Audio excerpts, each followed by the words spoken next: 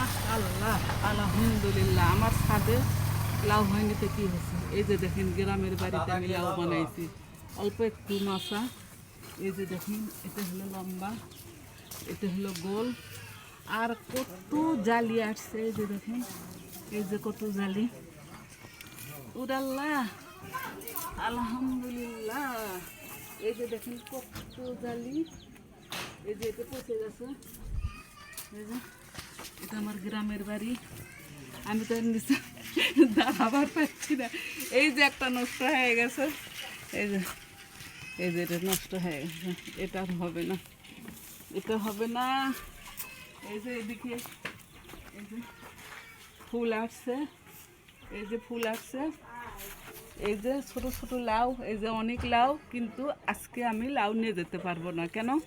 আজকে লাউগুলো বড় হয়নি, আর পরে যখন আসবো তখন আমি লাউ নিয়ে যাব। এই যে কয়েকটা শসের বিচি নিছি, আমার ছাদ বাগানে লাগাবো বিধায় বলে। কেমন হলো আমার লাউ ঝাঁকাটা আপনারা কমেন্টে জানাই দেবেন। আমি খুব হাঁপে গেছি, আর আমি ঘুরতেই পারছি না।